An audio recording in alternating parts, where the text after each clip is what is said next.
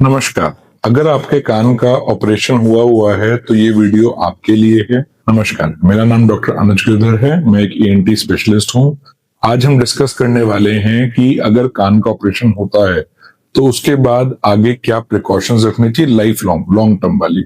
Short term precautions देखनी है, परहेज देखना है तो हमारी 23 नंबर वीडियो आप जाके देख सकते हैं। कान का ऑपरेशन यानी कि टिम्पैनोप्लास्टी, मैरिंगोप्लास्टी, मैस्टॉइडेक्टमी, स्टेपीज की सर्जरी या ऑसिकुलोप्लास्टी यानी कि कान के पर्दे का ऑपरेशन, कान की हड्डी का ऑपरेशन, अंदर सुनाई की जो बारीक हड्डी होती है स्टेपीज उसकी सर्जरी, या सुनाई की हड्डियां फिर से बनी ऑसिकुलोप्लास्टी, इनमें से अगर कोई भी ऑपरेशन हुआ है तो एक तो हमें ये समझने की जरूरत है ऑपरेशन भले ही सक्सेसफुल है, बहुत अच्छा हुआ है, फिर भी कुछ प्रिकॉशंस ऐसी हैं जो हमें लाइफ लॉन्ग रखनी चाहिए ताकि ये बीमारी फिर से ना बने। पहले भी ये बीमारियां बिना चोट के शुरू होती हैं, इन्फेक्शन लग के या जुकाम लग के, तो ये चीज फिर से भी बन सकती है। कोई भी डॉक्टर जब ये ऑपरेशन करता है तो कान का पर्दा जो लगाता है वो पेशेंट की बॉडी की ही एक पार्ट लेके, टेम्पोरालिस फेशिया लेके, यानी अंदर की टेम्पोरालिस मसल की बारीक चमड़ी लेके उससे पर्दा बना के लगाता है। तो अगर भगवान की बनाई चीज खराब हो सकती है तो इंसान वाली तो फिर से होने का रिस्क हमेशा रहेगा। तो ये प्रिकॉशंस ध्यान से सुनिए, तो ये प्रिकॉशंस अपने डेली लाइफ की हैबिट बना लीजिए ताकि हमें फिर से ये दिक्कत ना आए। सबसे पहली चीज तो है कान जहां तक हो सके सूखा रखिए।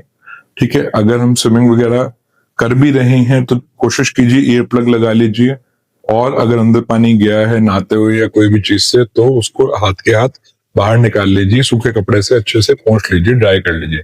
फिर भी अगर लगता है कि अंदर पानी इकट्ठा है, ईयरबड वगैरह से ज्यादा छेड़छाड़ नहीं करनी, अपने ईएनटी सर्जन के पास जाके उनसे इसको दिखा लीजिए और क्लीन करवा लीजिए। फिर आती है दूसरी चीज कि कान में इचिंग करने का मन है या कान खुद साफ करने की कोशिश, ऐसा घर पे मत कीजिए।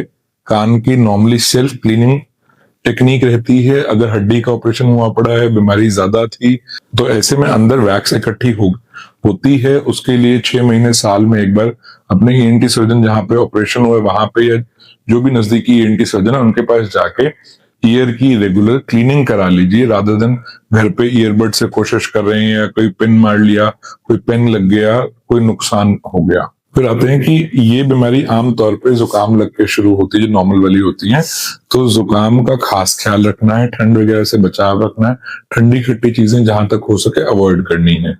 अगर जुकाम लगता है तो तुरंत इलाज कराना है, वेट नहीं करना। नॉर्मल लोगों में हम वेट करते हैं कि 5-6 दिन में अपने आप ठीक हो जाएगा। जिनमें कान में बीमारी जाने की टेंडेंसी है उनमें जुकाम कान की तरफ बढ़ सकता है। तो अगर जुकाम हो रहा है, खांसी आ रही है, तो कोशिश कीजिए तुरंत से तुरंत इलाज शुरू करें। और कुछ नहीं कर सकते, कम से कम स्टीम लेनी शुरू करो, रेस्ट कीजिए, पानी ज्यादा पीजिए, जो घर पे कर सकते हैं वो नुस्खे तो करने ही करने हैं। फिर आते हैं एलर्जिक लोगों पे, जिनको नजला रहता है, एलर्जी रहती है। इन लोगों में बार बार छींकें आती है, नाक से पानी आता है, तो उसके लिए हमें एलर्जीज का खास ख्याल रखना है। जिस चीज से एलर्जी है, नजला बनता है, धूल मिट्टी हो गई, उनसे परहेज करो, बचाव रखो, मास्क लगाइए। और फिर भी एलर्जी हो रही है तो एलर्जी का ट्रीटमेंट लीजिए। अगर बार बार छींकें आती रहेंगी तो कान पे बार बार प्रेशर पड़ेगा, कान पे फिर से नुकसान होने का रिस्क ज्यादा रहता है। अगर नाक से पानी आ रहा है या नाक बंद रह रही है तो उसको दिखाइए, उसके भी साथ में ट्रीटमेंट कराइए। अगली चीज आती है शोर से बचाव रखना है। कोई भी कहीं पे लाउड साउंड है, डीजे है, कोई इवन पूजा पाठ की वजह से भी अगर बहुत ज्यादा वॉल्यूम पे चीजें बज रही हैं तो उससे बचाव कीजिए।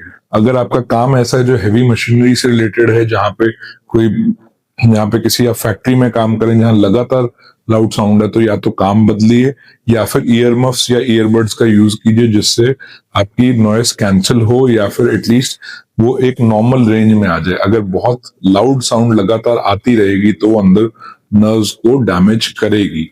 फिर आते हैं कि बहुत ज्यादा जोर नहीं लगाना, जंप नहीं करना, बट ये चीजें पहले 1-2 महीने के लिए, कोई ऐसा लाइफ लॉन्ग वाली चीज नहीं है। ऑपरेशन के बाद थोड़े समय के लिए कोई भारी वजन नहीं उठाना, जोर नहीं लगाना, जंपिंग अवॉइड करनी है। अगली चीज आती है एयर ट्रैवल। क्या हम फ्लाइट ले सकते हैं, कई सारे लोग पूछते हैं। आप फ्लाइट ले सकते हैं, पहले 1 महीने अवॉइड कीजिए, उसके बाद आप फ्लाइट ले सकते हैं, आप प्लेन में बैठ सकते हैं। बट 2-3 चीजों का खास ख्याल रखना है। जब जुकाम है उस टाइम पे फ्लाइट नहीं लेनी है। अगर जुकाम है फिर भी फ्लाइट लेनी पड़ रही है तो नाक में डालने की ड्रॉप्स और खाने वाली एंटी कोल्ड टैबलेट जरूर लेके बैठे या साथ लेके फ्लाइट में चढ़े। और क्या कर सकते हैं, एयर होस्टेस से पानी मंगा सकते हैं। You can take sips of water, हल्का हल्का पानी मुंह में रख सकते हैं, जैसे कान पे प्रेशर आया एक घूंट अंदर पी लिया। दूसरी चीज, च्युइंगम साथ लेके जा सकते हैं, च्युइंगम आप चबा सकते हैं। जितना ये मूवमेंट रहेगी उतना कान और नाक के बीच की स्टेशन ट्यूब खुलेगी, उतना कान के अंदर प्रेशर नॉर्मलाइज रहेगा, उतना कान पे नुकसान होने का रिस्क कम हो जाएगा। फिर आते हैं कि रेड फ्लैग्स क्या हैं, किस केस में हमें डॉक्टर को फिर से दिखाना है। पहली चीज तो वही है कि अगर कान से डिस्चार्ज आ रहा है, पस आ रहा है, मवाद आ रहा है या पानी ज्यादा आ रहा है तो दिखाना है। अगर उसमें स्मेल आ रही है तो और ज्यादा जरूरी है अपने नजदीकी या अपने ऑपरेटिंग सर्जन को जाके दिखाना। दूसरी चीज ये है कि सडनली एकदम से हियरिंग में आपको लगता है कि कल तक परसों तक में वो ठीक सुनाई दे रहा था, एकदम कम हो गया, तब दिखाना है। कान में अगर एकदम से कोई आवाज आनी शुरू हो गई या हैवीनेस आ गई है तब एक बार दिखाना है। अगर हमें बुखार आ रहा है और कान में भी साथ में कोई पेन आ रहा है और कोई बुखार का कारण नहीं मिल रहा है तब एक बार जरूर दिखाना है। अगर हमें चक्कर बनता है तब भी अपने एक बार ईएनटी सर्जन को आपको कंसल्ट करना है। अब आते हैं कि क्या चीजें लाइफस्टाइल परमानेंट चेंज करनी। पहली चीज तो है स्मोकिंग। अगर आप स्मोक करते हैं तो बलगम ज्यादा बनती है, बलगम गाढ़ी बनती है, वो रास्ता साफ नहीं होने देती, वो वेंटिलेशन ब्लॉक करती है, कान को हवा ढंग से नहीं जाने देती। तो स्मोकिंग किसी भी फॉर्म में, बीड़ी, हुक्का, तंबाकू, किसी भी फॉर्म में अपने को अवॉइड करनी है। दूसरी चीज हो गई कि हमें एलर्जी को अच्छे से संभाल के रखना है, कंट्रोल अच्छा रखना है। अगर हम डायबिटिक हैं तो शुगर का कंट्रोल, और हाइपरटेंसिव हैं तो बीपी का कंट्रोल अच्छे से रखना है। अगर हम ये सब करते हैं तो कान में दिक्कत आने के चांसेस बहुत कम हो जाएंगे। और अगर हमें इनमें से कोई दिक्कत नहीं भी है तो भी हमें रेगुलर चेकअप कराना है ऑपरेशन के बाद। लोग पूछते हैं कितने टाइम में एक बार, पहले साल में तो 3-3 महीने में करा लीजिए, उससे अगले साल 6-6 महीने में एक बार बस आके अपने डॉक्टर को दिखा जाओ कि सब ठीक चल रहा है। घड़ी देख के 2 मिनट का टाइम लगता है, बट कोई बीमारी बढ़ जाएगी उसके बाद आके ठीक कराने से बेटर रहेगा। और उसके बाद लाइफ लॉन्ग साल में एक आधी बार आके दिखा दिया, बिल्कुल ठीक है तो आपके डॉक्टर ही बता दें, कुछ करने की जरूरत नहीं है। तो ये थी हमारी डिस्कशन कान के ऑपरेशन के बाद के परहेज क्या करने हैं उसके ऊपर। अगर आपके लिए ये यूजफुल थी या आपके आसपास कोई जिनका ऑपरेशन हुआ है तो उनको ये चीज जरूर शेयर कीजिए। फिर भी कोई डाउट है तो आप नीचे कमेंट्स में पूछ सकते हैं। और वीडियो अगर आपको पसंद आया तो लाइक, शेयर और सब्सक्राइब जरूर करें। Thank you.